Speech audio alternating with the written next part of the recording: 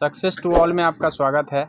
जैसा कि आप लोगों को पता है कि हम लोग बिहार दरोगा का सेट कर रहे हैं और सेट डिस्कशन में भाग लेना समझिए कि आपके सफलता को सुनिश्चित करता है।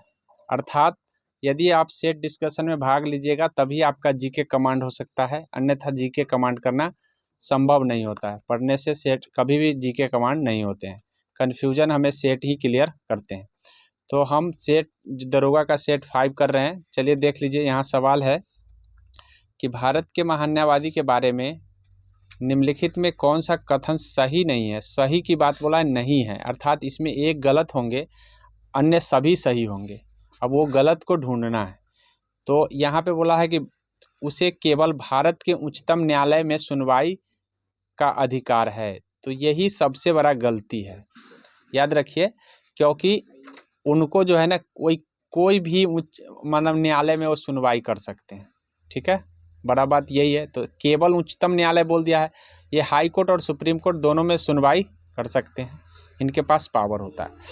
दूसरी बात, वह उच्चतम न्यायालय के न्यायाधीश नियुक्त होने के लिए अर्हत हो, मतलब उनका ऐसी योग्यता होना चाहिए जो कम से कम उच्चतम न्यायालय तक वो चुना जा सके।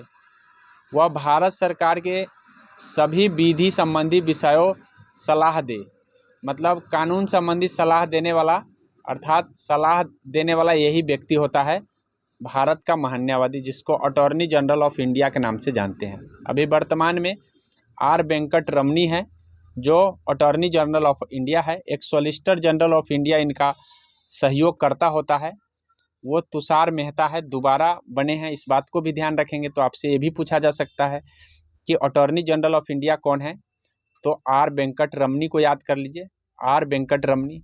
और तुषार मेहता को भी आप याद रखेंगे, क्योंकि तुषार मेहता अभी वर्तमान में तुषार मेहता जो है वर्तमान में सॉलिसिटर जनरल ऑफ इंडिया है, और सॉलिसिटर जनरल ऑफ इंडिया का काम है महान्यायवादी का मदद करना। तो मेरे ख्याल से ये बात समझ में आ गया होगा। वह भारत सरकार के सभी विधि पर सलाह देते हैं और वह ऐसा पारिश्रमिक प्राप्त करेगा जो राष्ट्रपति अवधारित करेंगे। इस बातों से ये तय होता है कि ये राष्ट्रपति के प्रसाद पर्यंत कार्य करते हैं। राष्ट्रपति जब चाहेंगे तब इनको हटा सकते हैं। महान्यायवादी वही होते हैं। ठीक है, भारत सरकार का महान्यायवादी होता है और राज्य सरकार का महाधिवक्ता होता है, सेम वही कार्य करता है।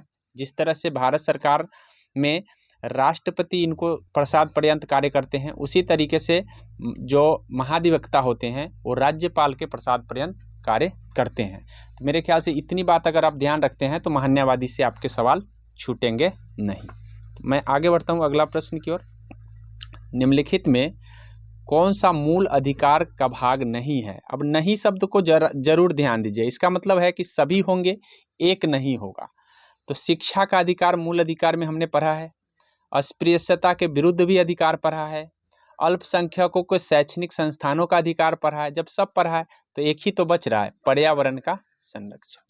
पर्यावरण का जो संरक्षण की बात किया गया है, ये आपका राज्य के नीति निर्देशक तत्वों में बात किया गया, नीति निर्देशक तत्व में बात किया गया है, इस बात को ध्यान रखेंगे। दूसरा, आपको मौलिक कर्तव्य में भी पर्यावरण संरक्षक की बात कही गई है, तो आप इस बात को भी ध्यान रखेंगे।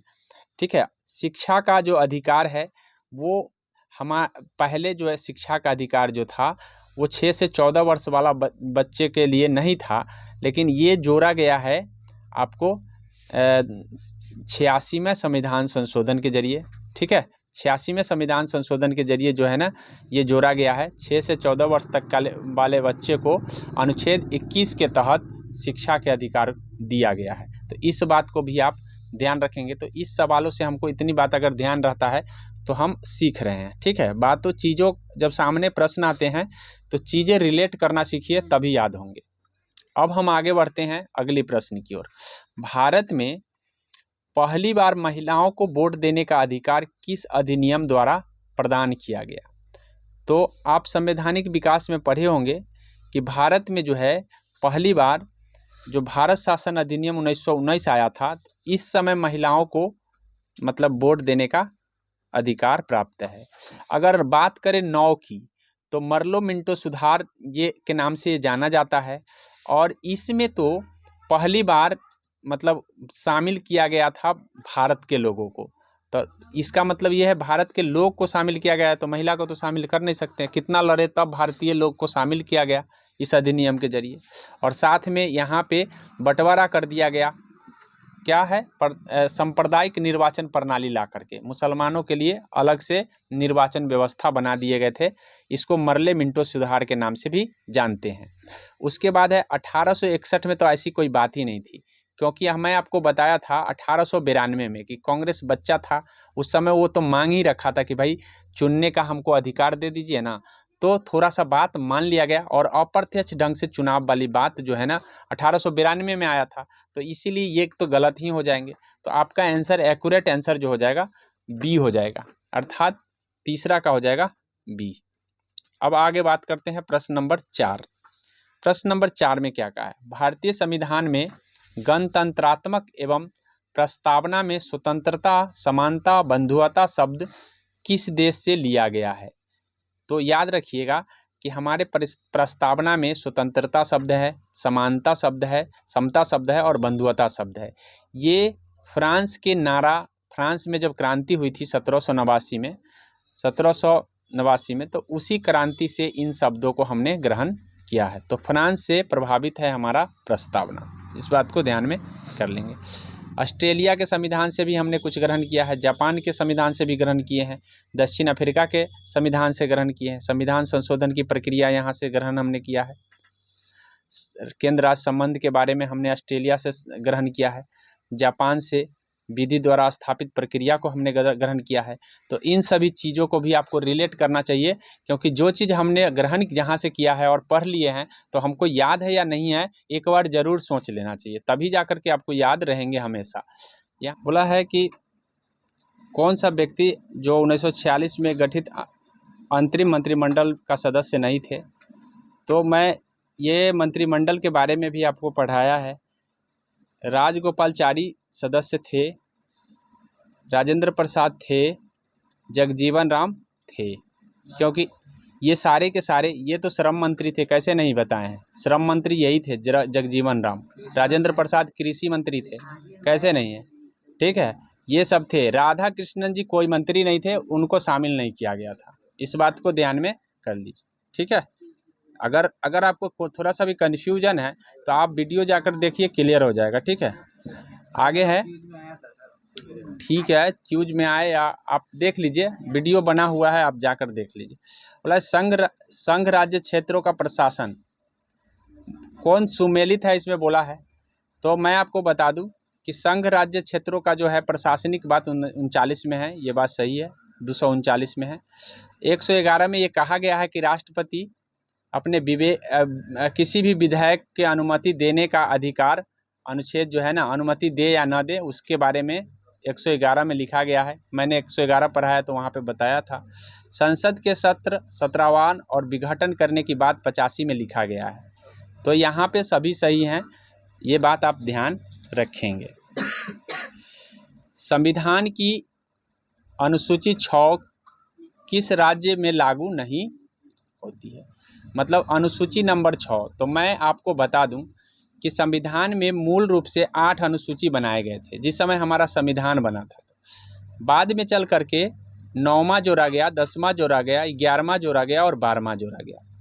9वां भूमि से सुधार से संबंधित जोड़ा गया, 10वां दल बदल के लिए जोड़ा गया, 11वां पंचायत के लिए जोड़ा गया, ग्राम पंचायत के लिए, और 12वां शहरी पंचायत के लिए जोड़ा गया। तो इस तरह से टोटल अभी संविधान में 12 अनुसूची हैं, इस बात को ध्यान में रखेंगे। अब बोला है हम अनुसूची 1 की बात करते हैं तो राज्य और संघ की चर्चा करता है, 2 की बात करते हैं तो उनका वेतन भत्ते की बात करता है, 3 शपथ की बात करता है, 4 बंटवारा की बात करता है, राज्यसभा में सीटों की बंटवारा, 5 अनुसूचित जाति और जनजाति की बात करता है, 6 जो है ना कुछ विशेष राज्यों के अनुसूचित जाति और जनजाति की बात करता है, जिसमें AMTM मैंने बताया था। और AM से बोला not, M for not Manipur, M for मैंने बोल दिया था कि M फॉर नॉट मणिपुर, तो मणिपुर नहीं होंगे और सिक्किम नहीं होंगे। AMTM में असम, मेघालय और त्रिपुरा आते हैं। तो इस तरह से आपको यहाँ से नहीं वाला आंसर देना है, तो answer is the correct D हो जाएगा, ठीक है। इस बात को आप ध्यान रखेंगे। हो रहा होगा, चलिए आगे देख लीजिए। निम्नलिखित में कौन सा एक भारत में संविधान का संघीय लक्षण है। मतलब बोला है कि भारत के संविधान का संघीय लक्षण कौन बता रहा है। तो मैं आपको बता दूं कि भारत का संविधान लिखित है, हाँ है, सही है। भारत के संविधान कठोर है, हालांकि भारत के संविधान अंशतः कठोर और अंशतः लचीला है, लेकिन याद रखिएगा कि संघीय व्यवस्था का पूछा है। क्या पूछा है? संघीय का, इसीलिए कठोर होगा, संघ में कठोर होगा। और जब हम राज्य संघ की बात करेंगे तो वहां पे अंशतः कठोर और अंशतः लचीला हो जाएगा। तो यहाँ पे भी ये भी सही है। न्यायपालिका की सर्वोच्चता है, हाँ है, बिल्कुल न्यायपालिका को सर्वोच्च बनाया गया है। केंद्र एवं राज्य के मध्य शक्तियों का वितरण बिल्कुल है। तो यानी हम कह सकते हैं कि all are correct, here is D is the correct answer. Okay, आगे बढ़ते हैं। अगला बोला है कि निम्नलिखित में से किस राज्य के विधानसभा के सीटों की संख्या सर्वाधिक है, मतलब सबसे ज़्यादा इसमें सब है। तो मैं आपको बता दूं कि सबसे ज़्यादा यहाँ पे सीटों की संख्या आपका उत्तराखंड है, उसके बाद आपका है हिमाचल प्रदेश, उसके बाद है अरुणाचल प्रदेश और उसके बाद है मिजोरम। मिजोरम में मात्र 40 है, यहाँ पे मात्र 60 है, इस बात को ध्यान में रखेंगे। अब हम बात करें विधानसभा सीटों की, तो कम से कम विधानसभा सीट 60 से कम नहीं हो सकते हैं। लेकिन अपवाद में 2 राज्य हैं, उन राज्यों को याद रखिएगा। एक तो मिजोरम जो कि 60 से कम रखा हुआ है, और एक सिक्किम है जो 32 गो पर राज्य बना के रखा हुआ है। लेकिन ये कहा गया है संविधान में कि राज्य के विधानसभा सीटों को न्यूनतम संख्या 60 से ज़्यादा नहीं हो सकता है, और 500 से ज़्यादा नहीं हो सकता है, और 60 से कम नहीं हो सकता। ऐसा हमारे संविधान में लिखा गया है।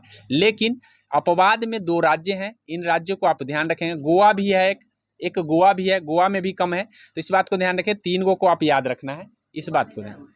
गोवा में भी 40 है, ठीक है, इस बात को ध्यान में।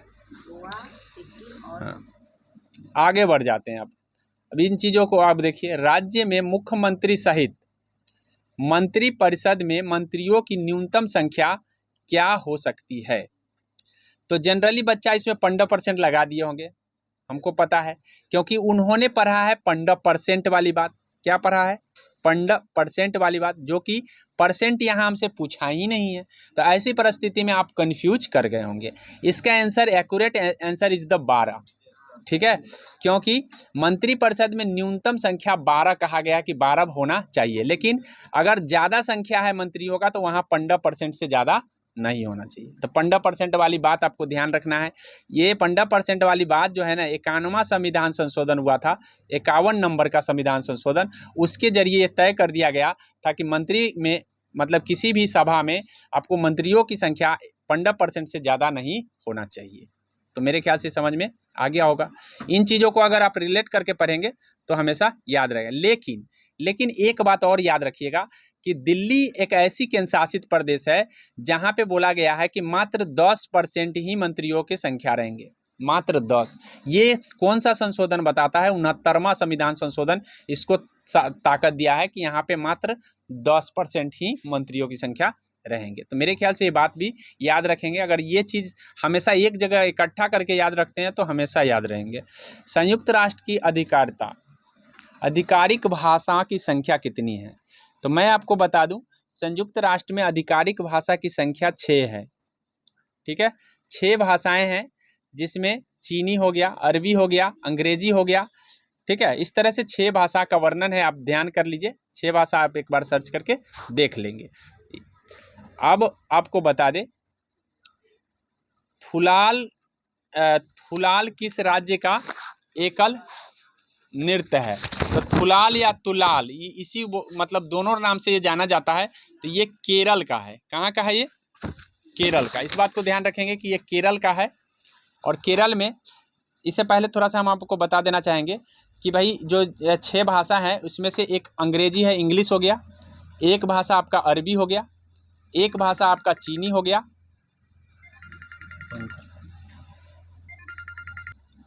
तो बात कर रहे थे हम संयुक्त राष्ट्र की आधिकारिक भाषा की। तो संयुक्त राष्ट्र की आधिकारिक भाषा 6 है।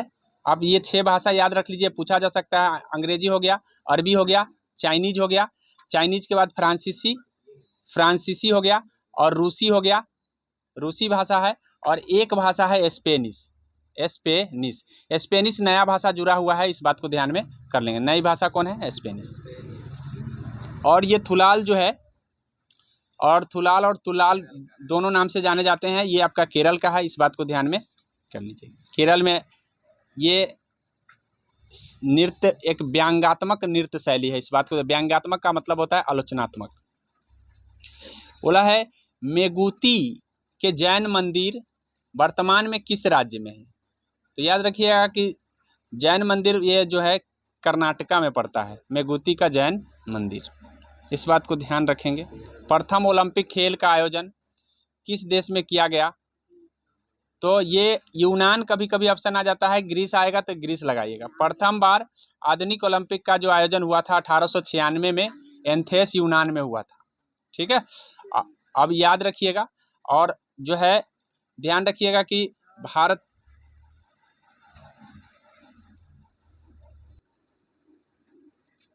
1896 में जो हुआ था, सबसे पहले आपको ध्यान रखना है कि ग्रीस में हुआ था, इस बात को ध्यान रखना है। अब बात करें ओलंपिक की, तो ओलंपिक जो है आपको पता होना चाहिए कि 2024 का भी फिक्स हो गया है, कई बार मैं आपको बता चुका हूँ। 2028 का भी फिक्स हो चुका है, 2028।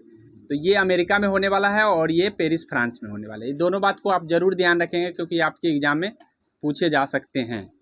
ठीक है, the struggle for India solve के राइटर कौन है? तो इसके राइटर जो है शशि थरूर हैं। ठीक है, सनराइज ओवर द अयोध्या के राइटर हैं आपका सलमान खुर्शीद, इस बात को ध्यान में रखेंगे। और टर्म एंड कंडीशन के है लॉरेंस एसर। लॉरेंस एसर जो है ना, टर्म एंड कंडीशन के हैं। लेट मी से इट नाउ के पुस्तक के लेखक हैं राकेश मारिया है। और बात करें अगर हम प्रीति सोनय का, तो प्रीति सोनय जो है आपको ए प्लेस कॉल्ड होम, एक जगह जिसे घर कहते हैं, प्रीति सोनय का है। उसके बाद है भारतीय इतिहास के लेखक हैं आपका बिमल जलान, भारतीय इतिहास, जिसको हम अंग्रेजी में द इंडियन हिस्ट्री कहेंगे। और उसके बाद है बिल गेट्स का भी किताब आप याद कर लीजिए, how to prevent the next pandemic. इसका मतलब है कैसे हम अगले महामारी को रोकें, कैसे हम अगले महामारी को रोकें, उसको बोलते हैं how the prevent next pandemic, इस बात को ध्यान में कर लीजिए। प्रथम आंग्ल बर्मा युद्ध की शुरुआत किसके गवर्नर के काल में हुआ था, ये पूछा गया है। तो मैं आपको बता दूं कि प्रथम आंग्ल बर्मा युद्ध हुआ था वो 1824 से 26 में। ठीक है, इस समय जो है ना 24 से 26 में लॉर्ड एमहर्स्ट हुआ करता था। इसका कार्यकाल है 1848 से 56। इसका कार्यकाल है आपका 99 से 5। उसके बाद इसका कार्यकाल है 78 तक है, 1978 में था, 1878 में था। तो इस बात को ध्यान में रखिएगा, इसका सबका कार्यकाल ध्यान रहने से बातें याद रहेंगे। भारतीय ट्रेड यूनियन कांग्रेस के पहले अध्यक्ष, तो यहाँ पे ट्रेड यूनियन कांग्रेस बोला है, वो कांग्रेस नहीं समझ लीजिएगा, भारतीय राष्ट्रीय कांग्रेस बहुत बच्चा समझ लेता। तो इसके जो स्थापना हुआ था ये 1920 में हुआ था। ठीक है, ट्रेड यूनियन कांग्रेस की स्थापना, और इसका अध्यक्ष जो बनाया गया था वो लाला लाजपत राय को बनाया गया था। इस बात को ध्यान में रखेंगे कि लाला लाजपत राय इसके अध्यक्ष हुए थे। थोड़ा सा इसका महासचिव से भी पूछ लिया जाता है, याद रखिएगा। आवाज आता है, चलिए देख लीजिए। तो यानी कहने का मतलब है कि ये लाला लाजपत राय क्या बने थे? अध्यक्ष बने थे। और उसके बाद है आपका उपाध्यक्ष के रूप में आपको ध्यान रखना है जोसेफ बेपिस्टा को, जोसेफ बेपिस्टा। महामंत्री दीवान चमन लाल, इस बात को ध्यान में रखेंगे। आगे है अगला प्रश्न है आपका, इसका आंसर एक्यूरेट आंसर हो जाएगा आपका लाला लाजपत राय। 1938 में भारतीय राष्ट्रीय कांग्रेस के अध्यक्ष निर्वाचित हुए थे। तो 38 में उस समय सुभाष चंद्र बोस को निर्वाचित किया गया था। 39 में त्रिपुरी में आपको ध्यान रखना है कि पट्टाभी सीतारमैया एक तरफ विरोधी थे 1939 में।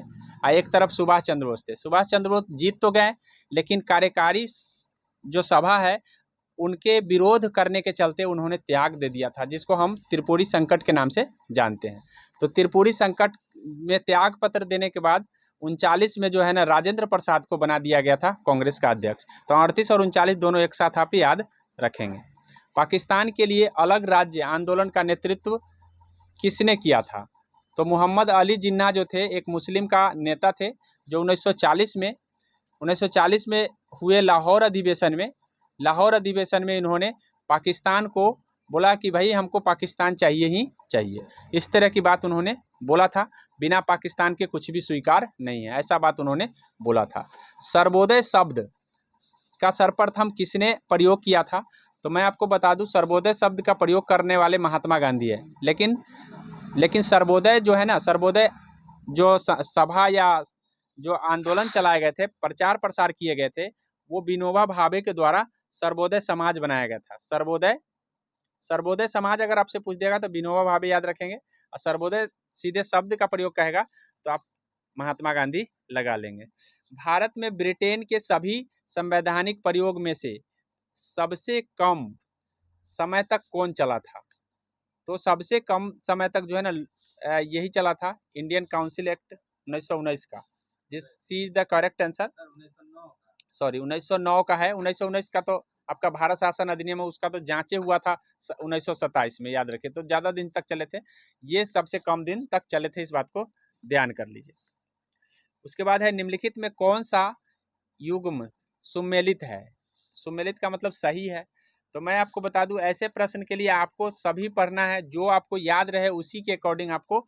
मान लीजिए कि आपको पता है कि जो प्रथम मराठा युद्ध दिया है, मराठा युद्ध जो है इस समय नहीं हुआ था। इस समय आपको मैं बता दूं कि 1767 में से 69 तक ये हुआ था प्रथम आंग्ल मैसूर युद्ध।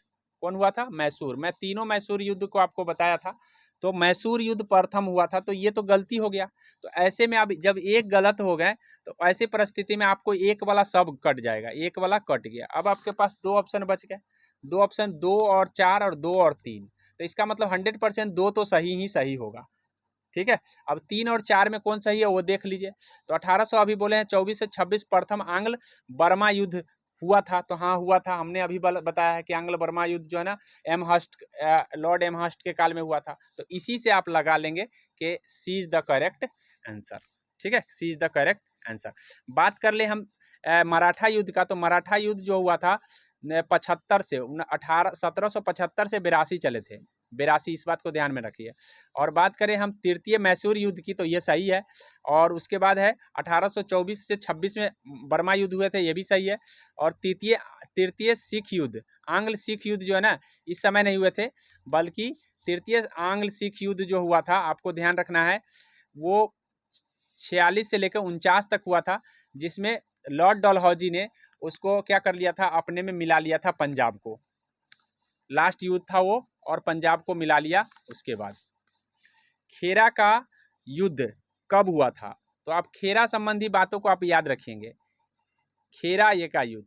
अब मैं बता दूं, एक खेरा होता है, एक होता है आपका शक्कर खेरा, शक्कर खेरा, ठीक है, खेरा शक्कर खेरा, एक होता है पाल खेरा। तीनों को याद रखेंगे, पाल खेरा, खेरा शक्कर खेरा, पाल खेरा। खेरा का युद्ध हुआ था 1707 में, ये 1707 में जो है ना खेरा का युद्ध हुआ, ठीक है। उसके बाद आपको ध्यान रखना है 1724 में और 1728 में हुए हैं। तो शक्कर खेरा का हुआ है 1724 में, पाल खेरा का हुआ है आपको 1728 में। तो खेरा से संबंधित तीनों चीज आपको ध्यान में रखना है, ठीक है। ये तीनों चीज आप ध्यान रखेंगे, खेरा का, शक्कर खेरा का और पाल खेरा का। मेरे ख्याल से बात समझ में आ गया होगा। थोड़ा वीडियो लंबा होगा, लेकिन चीज़ों को समझने के लिए हमको वीडियो लंबा ही करना पड़ेगा, नहीं तो आप याद नहीं कर पाएंगे, इस बात को ध्यान में रखिए। पुस्तक शाहजहांनामा के लेखक कौन है? तो इनायत खां पुस्तक शाहजहांनामा के लेखक है, इस बात को ध्यान में कर लीजिए। किस मुगल शासक के दरबार में दो प्रसिद्ध संस्कृत कवि वंशीधर मिश्र और हरि नारायण मिश्र रहा करते थे? तो ये जहांगीर के दरबार में रहा करते थे, ये दोनों जो है जहांगीर के दरबार में रहा करते थे, इस बात को ध्यान में रखेंगे। जहांगीर नहीं, सॉरी शाहजहां, सॉरी शाहजहां के दरबार में, जहांगीर के दरबार में नहीं, ये दोनों शाहजहां के दरबार में रहा करते थे। जहांगीर के दरबार में तो ये सब चित्रकार रहा करते थे, याद रखिएगा। निम्न निम्नलिखित में कौन कवि सगुण संप्रदाय के, तो याद करें भक्ति के दो धारा हैं, एक सगुण है एक निर्गुण है। तो कबीर जो है ना निर्गुण पंथी है, इसीलिए इसके आंसर हो जाएंगे कबीर। कबीर नहीं है सगुण धारा के, बाद बाकी सभी सगुण धारा के हैं। बोला है देवल अंतर्राष्ट्रीय बंदरगाह के रूप में प्रसिद्ध है। तो देवल अंतर्राष्ट्रीय बंदरगाह जो है आपका याद रखना है कि देवल अंतर्राष्ट्रीय बंदरगाह सल्तनत काल में प्रसिद्ध था। तो यहाँ पे सल्तनत काल इसका एक्यूरेट आंसर हो जाएगा। मोहम्मद बिन तुगलक को प्रिंस ऑफ मिनियार्स की संज्ञा किसने दिया था? तो प्रिंस ऑफ मिनियार्स की संज्ञा एडवर्ड थॉमस ने दिया था।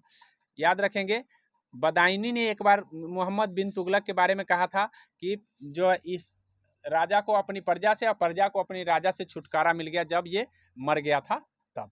तो इसलिए ध्यान रखिए ऐसा बात किसने बोला था? बदायूनी ने बोला था। बोला है सैंधव सभ्यता का महान स्नानागार कहाँ है? तो इस सबको पता है, मोहनजोदड़ो में महान स्नानागार और महान अन्नागार, ये कई बार हो चुका है, इस बात को ध्यान में रखेंगे। किस वेद में सभा और समिति को प्रजापति की दो पुत्रियां कहा गया है? तो ये अथर्व वेद में सभा और समिति को दो प्रजापति और पुत्रियां कहा गया है, इस बात को ध्यान में कर लें। वेदों की संख्या 4 है, इस बात को भी ध्यान रखेंगे। निम्न में कौन सा क्षेत्र अशोक साम्राज्य में शामिल नहीं था? तो मैं आपको बता दूं दक्षिण भारत में तमिलनाडु की एरिया जो थी और उसके नीचे के एरिया अशोक ने नहीं मतलब अपने राज्य में मिलाया था। तो इस तरह से आप देख सकते हैं तमिलनाडु की एरिया तो है नहीं, तो उसके नीचे श्रीलंका आता है, तो श्रीलंका अशोक के क्षेत्र में नहीं थे। 55वां ऑस्कर अवार्ड के तहत नाटू नाटू गाने को सर्वश्रेष्ठ गाने का अवार्ड दिया गया है। तो इस गाने का संगीतकार है, तो नाटू नाटू का MM किरवानी है, आप लोग पढ़े भी हैं। MM किरवानी जो है नाटू नाटू के संगीतकार हैं। गैस अथॉरिटी ऑफ इंडिया जिसको गेल कहते हैं, तो गेल का निदेशक किसे बना दिया गया है? तो गेल का निदेशक संदीप गुप्ता को बनाया गया है। ठीक है, याद रखिएगा एक महारत्न कंपनी है, इस बात को ध्यान रखेंगे। INS बेला स्कॉर्पियन श्रेणी की पनडुब्बी को किस देश के ने विकसित किया है? ठीक है, किस देश ने विकसित किया है? तो विकसित भारत, देखिए ये भारत के मतलब भारत में विकसित हुआ है, लेकिन विकसित करने वाला देश जो है ना फ्रांस है, भारत के लिए किया, इस बात को ध्यान में रखें। हाल ही में फ्रांस ने किया है। हाल ही में आए मेंडस तूफान का नामकरण कौन दिया है? तो मेंडस तूफान जो है ना भारी तबाही चाहे बंगाल की खाड़ी में उठा था, ये जो है UAE ने इसका नाम मेंडस को दिया है। हाल ही में तेजपुर लीची को GI टैग मिला है, तो कई बार आप पढ़ चुके हैं। असम को तेजपुर लीची असम का है। हाल ही में बालकृष्ण दोषी का निधन हो गया है, तो ये वास्तुकला से है, कई बार बता चुके हैं हम। अंतर्राष्ट्रीय सौर गठबंधन के नए अध्यक्ष, अंतर्राष्ट्रीय सौर गठबंधन के नए अध्यक्ष किसे चुन लिया गया है?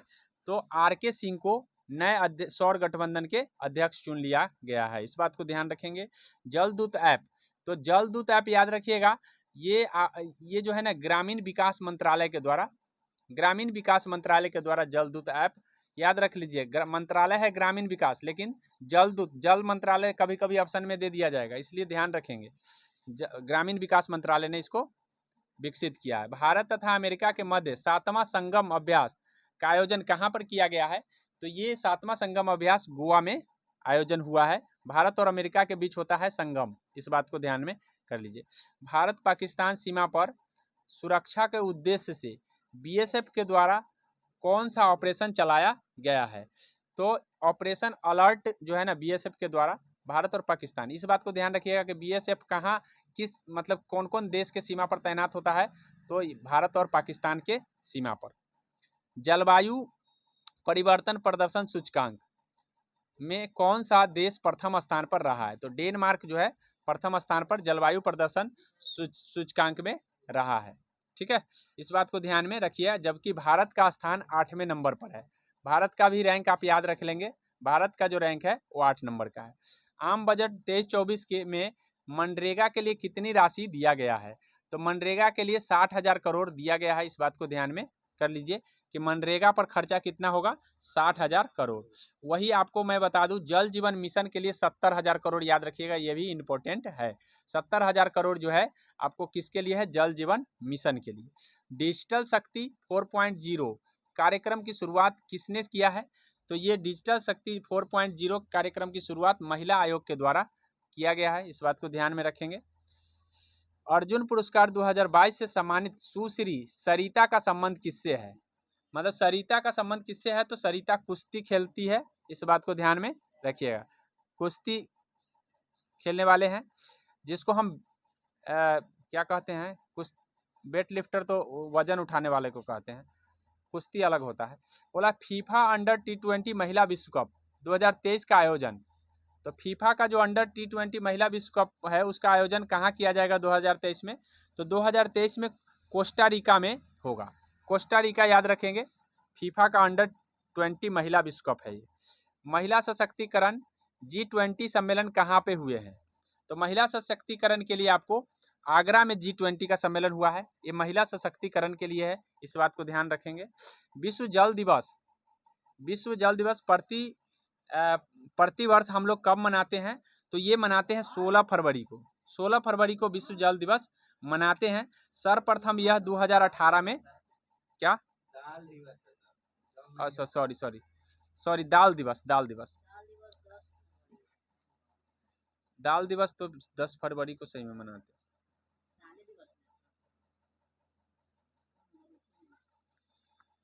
एक मिनट रुको, सर्च कर।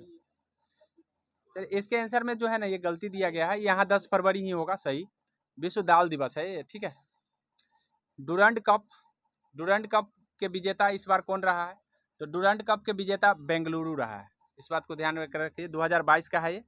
गोल्डन ग्लोब अवार्ड हेतु फिल्म को सर्वश्रेष्ठ फिल्म किसे बनाया गया है, तो सर्वश्रेष्ठ फिल्म द फेबलमैन्स, ठीक है, द फेबलमैन्स को बनाया गया है गोल्डन ग्लोब में।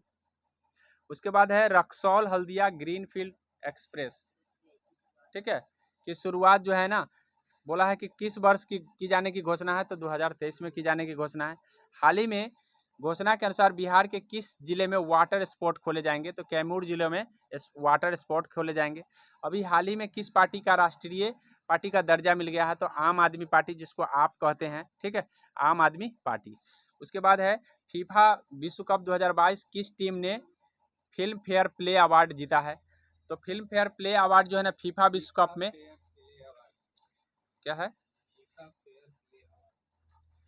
फीफा विश्व कप 2022 में किस टीम को फीफा फेयर प्ले अवार्ड दिया गया है, तो फीफा प्लेयर अवार्ड जो है ये दिया गया है आपको इंग्लैंड को। किसको दिया गया है, इंग्लैंड को, इस बात को ध्यान में कर लीजिए। भारत वन रिपोर्ट 2021 के अनुसार सर्वाधिक मैनग्रोव जो है ना पश्चिम बंगाल में है, 2021 का रिपोर्ट आप देखे होंगे, लेकिन वृद्धि में पूछेगा तो सबसे ज़्यादा जो वृद्धि हुआ है वो उड़ीसा में हुआ है, इस बात को ध्यान में, ठीक है। राष्ट्रपति चुनाव 2022 हेतु कुल कितने वोट पड़े हैं, तो राष्ट्रपति के चुनाव के लिए टोटल 4754 वोट पड़े हैं, इस बात को ध्यान में रख, 4754।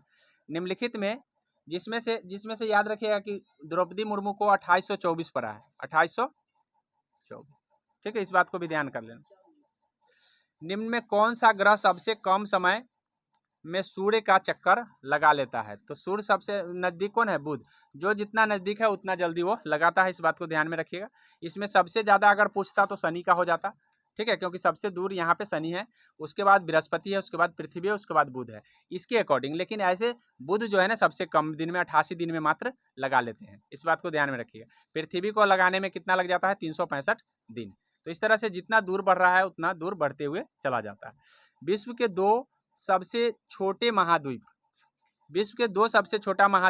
तो ऑस्ट्रेलिया और यूरोप सबसे छोटा महाद्वीप है, सबसे छोटा ऑस्ट्रेलिया हो गया, ऑस्ट्रेलिया के बाद यूरोप आता है, यूरोप के बाद अंटार्कटिका आता है, उसके बाद आपको आ जाता है दक्षिणी अमेरिका, तब उत्तरी अमेरिका, तब अफ्रीका, तब एशिया, इस तरह से ध्यान में।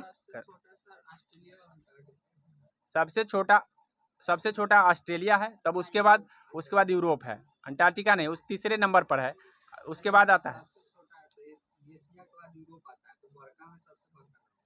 छोटा पूछा है यहाँ पे, छोटा नहीं, अंटार्कटिका नहीं है, सबसे छोटा ऑस्ट्रेलिया आता है। भारतीय बोला है प्रायद्वीपीय भारत के सबसे ऊंची चोटी कौन सी है? तो अनाईमुड़ी की चोटी है, याद रखिएगा। अन्नामलाई पहाड़ी में पड़ता है, अनाईमुड़ी की चोटी है। चोटी पूछा है, अन्नामलाई पहाड़ी में अनाईमुड़ी की चोटी। जब पहाड़ी पूछता है तो अन्नामलाई यहाँ आंसर हो जाता है। नेलांग घाटी किस राज्य में पड़ता है? तो नेलांग घाटी उत्तराखंड में पड़ता है, इस बात को ध्यान में कर लीजिए। नीली क्रांति की शुरुआत किस पंचवर्षीय योजना में हुआ था? तो नीली क्रांति की शुरुआत जो है ना 5वीं पंचवर्षीय योजना में हुए थे। पौधे का सबसे अधिक पानी किस मिट्टी से प्राप्त होता है? ठीक है, तो याद रखिएगा सबसे ज़्यादा जो पानी जो ग्रहण करता है कौन सा मिट्टी करता है, इस बात को ध्यान में रखेंगे। तो अब मैं इसको कंसेप्ट पहले समझा दे रहा हूँ कि क्या कंसेप्ट है। कंसेप्ट ये है कि यहाँ पे मिट्टी पूछा है कौन सा पानी ग्रहण, तो बालुई मिट्टी जो कह रहे हैं, बालुई मिट्टी सबसे ज़्यादा ग्रहण नहीं करता है।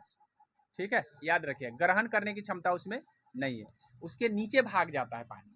ग्रहण कहाँ किया? वो तो सूख गया ना, बालू का बालू ही रह गया, तो क्या लगा क्या वो पानी ग्रहण किया? पानी ग्रहण करता तो भाई गीला होता, ये बात को समझिए। तो आपको लग रहा है कि पानी अंदर चल जाता है तो ग्रहण कर लिया, नहीं, ग्रहण नहीं करता। ग्रहण करता तो जड़े उसमें बढ़ते ना, जड़ नीचे क्यों भाग जाते हैं उसके, इसलिए। तो बालुई मिट्टी तो होंगे नहीं। तो इस तरह से यहाँ पे आंसर लोम मिट्टी एक्यूरेट है। ठीक है, लोम मिट्टी, इस बात को ध्यान में रखें। ठीक है, अब चिकनी मिट्टी भी नहीं ग्रहण करते हैं, क्योंकि चिकनी मिट्टी से तो बह ही जाता है, उसको अंदर भी नहीं प्रवेश कर पाता है, इस बात को। बोला है डार्लिंग श्रृंखला ऑस्ट्रेलिया के किस तट पर है? तो मैं आपको बता दूं कि ये ऑस्ट्रेलिया है, और ऑस्ट्रेलिया में यहाँ पे ग्रेट बैरियर रीफ है। ग्रेट बैरियर रीफ, तो इस लोकेशन को याद रखिए। और डार्लिंग नदी यहाँ पे है। ठीक है, तो यहीं पे आपका डार्लिंग तट होगा। तो ये कौन सी दिशा को इंगित करता है, बता सकते हैं कुछ? दक्षिण पश्चिम। दक्षिण पश्चिम, ये नीचे आ रहा है ना, नहीं देख रहे हैं? बिल्कुल सीधा मैंने नहीं लिख बताया, तो क्या हो जाएगा? दक्षिण है कोई तट में? दक्षिण दक्षिण पश्चिम यहाँ पे लिखा है, नहीं लिखा हुआ है? हॉर्न ऑफ अफ्रीका किसे कहा जाता है? तो मैं आपको बता दूं कि सींग की तरह तीन चार देश जो है ना, एक सींग की तरह ऐसी आकृति में है अफ्रीका में, तो उसको हम हॉर्न ऑफ अफ्रीका के नाम से जानते हैं। उसमें देश कौन कौन आता है? तो उसमें सोमालिया, इथोपिया और जिबूती आता है। सोमालिया, इथोपिया और जिबूती। ठीक है, ये याद रखिए, ये हॉर्न ऑफ अफ्रीका में शामिल है। वह कौन सा उपकरण है जो ऊर्जा के एक रूप से दूसरे रूप में परिवर्तित कर देता है, आमतौर पर एक सिग्नल के दूसरे सिग्नल में बदल देता है? तो उसको हम ट्रांसड्यूसर बोलते हैं। ट्रांसड्यूसर क्या होगा? ट्रांसड्यूसर होगा वो। थर्मोन्यूक्लियर फ्यूजन प्रतिक्रिया का एक उदाहरण कौन है? मतलब किस बम का फटना प्रतिक्रिया का उदाहरण है? तो ये हो जाता है आपको, ये हाइड्रोजन बम है। कौन सा बम है? हाइड्रोजन। ये देखिए, ये याद रखिए, ये नियंत्रित अभिक्रिया होता है हाइड्रोजन बम में, और ये होता है अनियंत्रित। इस बात को ध्यान में कर लीजिए। संलयन के द्वारा, संलयन पर आधारित है, और नाभिकीय बम जो है ना विखंडन। यहाँ पर आंसर ए है, तो पहले ही बता चुके हैं। विद्युत मोटर के संबंध में निम्नलिखित में कौन सा कथन गलत है? मोटर के विषय में कौन गलत है, ये पूछा है। तो विद्युत मोटर केवल बोला है दिष्ट धारा संचालित करती है, तो नहीं। ठीक है, दिष्ट धारा केवल नहीं निर्धारित करती है। यहाँ पे लिखा हुआ है विद्युत मोटर केवल दिष्ट धारा संचालित करती है, ये तो गलत है। बाद बाकी विद्युत मोटर विद्युत ऊर्जा को यांत्रिक ऊर्जा में बदल देता है, तो हाँ सही है, विद्युत ऊर्जा को यांत्रिक ऊर्जा में बदलता है। दिष्ट धारा और सार्वत्रिक विद्युत मोटर या विद्युत मोटर के प्रकार हैं, तो ये सही है। उसके बाद बोला है विद्युत मोटर बल उत्पन्न करने के लिए विद्युत मोटर के चुंबक क्षेत्र और घुमावदार धाराओं के बीच अंतः क्रियाओं के मध्य काम करता है। मतलब उसमें जो है ना ऐसे ऐसे लपेटा रहता है, जो कि घुमावदार होता है, इसी को कहते हैं। ठीक है, तो ये बात सारा सही है, एक ही गलती है इसमें, सी गलत है। ठीक है, तो ये यहाँ पे गलती वाला ना ढूंढना है। बोला कथन गलत कौन है? हाँ सही है वही। बोला ओम का नियम है, डैश और डैश के संबंध है, तो विभांतर और धारा के बीच संबंध है। V = IR पर है ना, V = IR, तो विभांतर और धारा हो गया ना, तो क्या आंसर हो जाएगा?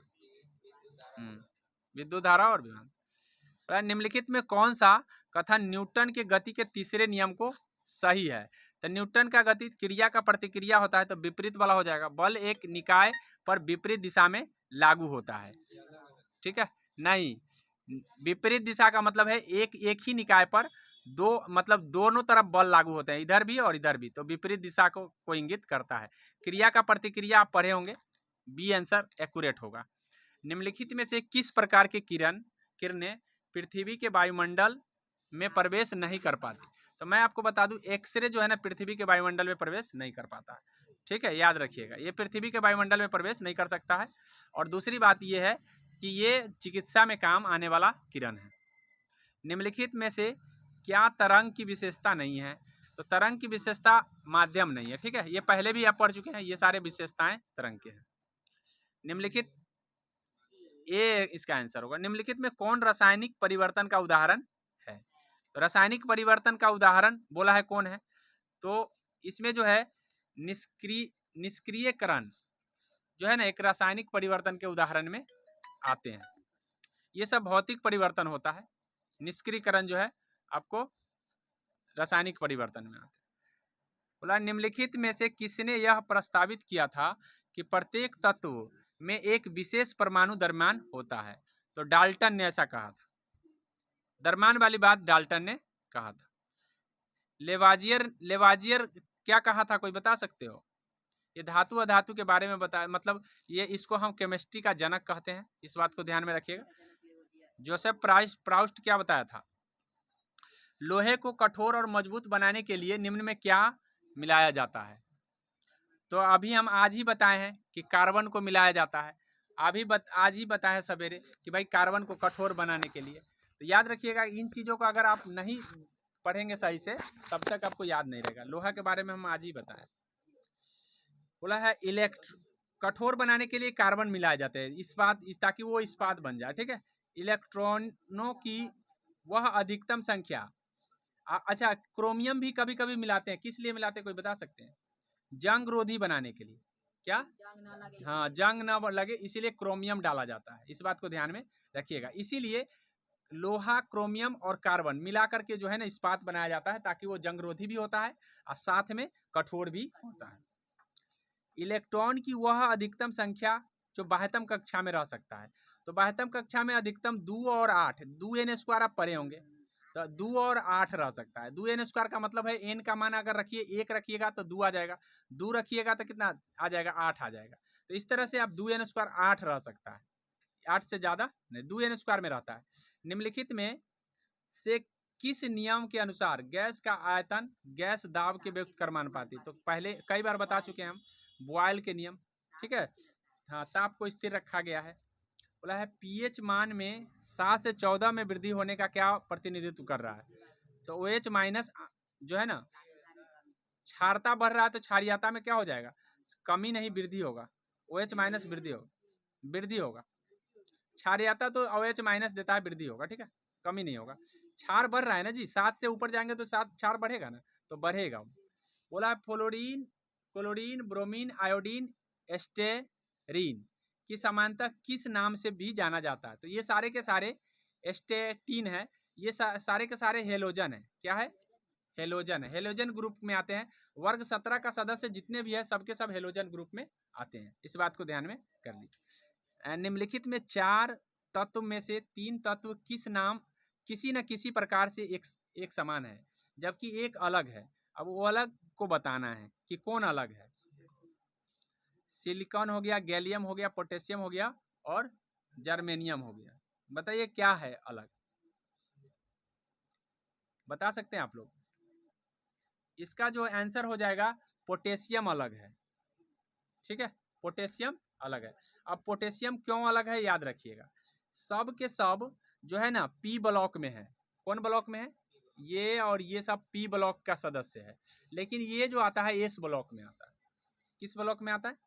एस ब्लॉक में, इस बात को ध्यान में रखिए। अमोनिया सल्फेट रासायनिक सूत्र क्या है? तो अमोनिया सल्फेट का रासायनिक सूत्र जो है NH4 का होल ट्वाइस इंटू SO4। तो जिसमें SO4 लगा है वही होगा, ये याद ध्यान रखिए। हालांकि SO4 यहाँ भी लगे हैं और यहाँ भी लगे हैं, लेकिन यहाँ पे SO4 का होल ट्वाइस नहीं होता, याद रखें, ठीक है। ये सो तो ऐसे ही गलती हो गया। साइटोप्लाज्म एक जेली द्रव होता है जो मौजूद होता है, किसमें मौजूद होता है? साइटोप्लाज्म। तो साइटोप्लाज्म जो होता है केंद्रक और कोशिका झिल्ली के बीच होता है। केंद्रक और कोशिका झिल्ली के बीच। Is the correct answer. बोला है किस प्रकार के ऊतक में एक समान कार्य करने वाली विभिन्न प्रकार की कोशिका होती है, मतलब किस प्रकार के ऊतक में। तो मैं आपको बता दूं कि जटिल ऊतक ऐसे जटिल ऊतक में होते हैं जो कि जाइलम और फ्लोएम एक जटिल ऊतक है। जीन उत्परिवर्तन निम्नलिखित में किसके कारण होता है। तो जीन उत्परिवर्तन जो है आपको ध्यान रखना है नाइट्रोजनी क्षारकों के अनुक्रम में बदलाव के कारण होता है, मतलब नाइट्रोजनी क्षारण बदलने से ऐसा होता है। निम्नलिखित में कौन सा कशेरुकीय प्राणी है। अब ये समझ लीजिए कशेरुकीय प्राणी होता क्या है। सब हाँ अकशेरुकी है। कशेरुकी और अकशेरुकी क्या होता है। तो कशेरुकी होता है जो रीढ़ जिसमें होता है, क्या होता है रीढ़, और जिसमें रीढ़ नहीं होता है उसको अकशेरुकी बोलते हैं। तो बोला है किसमें कौन अकशेरुकी प्राणी में शामिल नहीं है, मतलब बिना रीढ़ वाला में शामिल नहीं है। तो बिना रीढ़ वाला में शामिल इसमें रीढ़ होता है सरीसृप में, ठीक है। हाँ सरीसरी में रीढ़ होता है, बाद बाकी सब में रीढ़ नहीं होता, याद रखिए। अकशेरुकी में नहीं, ये कशेरुकी में शामिल है, अकशेरुकी में ये सब शामिल है। नहीं बोला है। अब इसमें कौन कौन आते हैं, तो मैमल आते हैं, सरीसृप आते हैं, जितने पक्षी हैं जिसको हम एबीज बोलते हैं, जिसको एम्फीबिया बोलते हैं, एम्फीबिया भी सरीसृप में आते हैं, सरीसृप कहते हैं, वर्टिब्रेट में आते हैं, जिसको हम कशेरुक बोलते हैं। क्या बोलते हैं कशेरुक। बोला है किसी आदमी किस में आएगा, कोई बता सकते हो आदमी व्यक्ति किस में आएगा, कशेरुकी की अकशेरुकी। आदमी में रीढ़ होता है ना जी, कशेरुकी होगा, ठीक है। किसी भी व्यक्ति के पाचन तंत्र की जांच करने के लिए इस्तेमाल किया जाने वाला यंत्र कौन है, ठीक है। माने पाचन तंत्र के लिए इस्तेमाल किया जाए इंडोस्कोप का प्रयोग करते हैं। किसका करते हैं इंडोस्कोप। निम्नलिखित में मानव मस्तिष्क का वह हिस्सा कौन सा है जिसमें विचारों का संग्रह करता है। तो यह अग्र मस्तिष्क करता है, ठीक है। अग्र मस्तिष्क जो है ना सोचने समझने की क्षमता अग्र मस्तिष्क में है। मस्तिष्क का सबसे बड़ा भाग अग्र मस्तिष्क है, सोचने समझने और हर चीज की बुद्धि उद्धि सब जितना है सब वहां पे है, ठीक है। दो हड्डियों के बीच पाए जाने वाले स्नेहक पदार्थ को क्या कहा जाता है, ठीक है। दो हड्डी के बीच जो स्नेहक पदार्थ जो घर्षण से बचाता है उसको हम साइनोबियल द्रव कहते हैं। साइनोबियल द्रव जो है ना घर्षण से हमको बचाता है, दो हड्डियों के बीच के घर्षण से। आयोडीन निम्नांकित में क्या संश्लेषण करता है, थायरोक्सिन करता है, सबको पता है। विटामिन किस विटामिन की कमी से रिकेट हो जाता है, रिकेट्स विटामिन डी से, स्कर्वी विटामिन सी से, रतौंधी विटामिन ए से और बेरी विटामिन बी से। मानव में बैक्टीरिया के संक्रमण का सबसे आम इलाज क्या है। तो बैक्टीरिया के संक्रमण का जब किसी को कुछ हो जाता है तो तुरंत कहते हैं एंटीबायोटिक ले आओ। तो एंटीबायोटिक बैक्टीरिया मारने के लिए एंटीबायोटिक लाते हैं। क्या लाते हैं एंटीबायोटिक्स, याद रखना। बैक्टीरिया मारने के लिए क्या खिलाते हैं हम एंटीबायोटिक। बोला है एकाधिकार प्रतियोगिता में को सूचित करता है।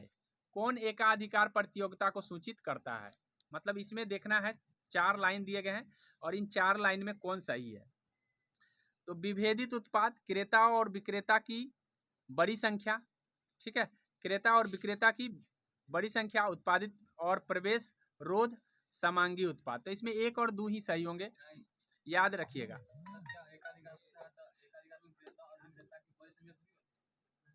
एकाधिकार नहीं वाला, हाँ नहीं होना चाहिए, यहाँ पे गलती आंसर दिया, ठीक है। इसमें देखिए इसमें बड़ी संख्या एकाधिकार में नहीं होता है, ठीक है। एकाधिकार में होता क्या है कि एक अधिकार होता है। बाजार में कोई क्रेता की संख्या जो है ना, क्रेता की संख्या तो अधिक होते हैं लेकिन विक्रेता की संख्या कम होते हैं, ठीक है। विक्रेता की संख्या कम होते हैं तभी एकाधिकार होंगे। यहाँ क्रेता और विक्रेता डालकर ये गलती कर दिया है, इसीलिए यहाँ पे 1 वाला जितना है सब गलती हो जाएगा। ये गलत हो गया, ये गलत हो गया। अब 2 और 4 नहीं सॉरी 2 वाला नहीं है क्रेता विक्रेता, 2 वाला जितना है सब गलती हो जाएंगे। तो 2 वाला तो ये अब ये दोनों ऑप्शन में बच रहे हैं, तो यही दोनों होंगे, ठीक है। इस बात को ध्यान में कर लीजिए। हाँ, संयुक्त राष्ट्र विकास कार्यक्रम का मुख्यालय कहाँ है, यूएनडीपी का मुख्यालय कहाँ है। तो यूएनडीपी का मुख्यालय न्यूयॉर्क में है, इस बात को ध्यान रखिए। एक यूएनईपी आता है, यूएनईपी का मुख्यालय नैरोबी में है, इस बात को ध्यान में रख लीजिए, ठीक है। नैरोबी यूएनईपी का है और यूएनडीपी का मुख्यालय न्यूयॉर्क में है, ठीक है। विश्व बैंक का मुख्यालय वाशिंगटन डीसी है, इस बात को ध्यान रखना है। जेनेवा में WHO और WTO का है, ILO का है, इस बातों को भी ध्यान रखना है। अब हम आपको बता देते हैं अगला प्रश्न। अगला प्रश्न बोला है न्यायपूर्ण वितरण एवं समानता के साथ विकास किस पंचवर्षीय योजना के सर्वोच्च प्राथमिकता थी? तो मैं आपको बता दूं कि 9वीं पंचवर्षीय योजना में ऐसा न्यायपूर्ण विकास की बात किया गया। 9 से न्याय, 9 से हाँ 9वीं और 9 से न्यायपूर्ण वितरण और समानता। भारतीय बीमा विनियामक मतलब इरडा जिसको कहते हैं, इसका मुख्यालय कहाँ है? तो ये हैदराबाद में पड़ता है इरडा। वह छोटी से छोटी संख्या क्या होगी जिसमें अब यहीं तक हम अपनी क्लास को एंड करते हैं। अगर वीडियो अच्छा लगा हो तो लाइक और सब्सक्राइब जरूर कर लें। वीडियो को आगे बढ़ाने की प्रयास करें ताकि ऐसे ही वीडियो हम आगे डालते रहें।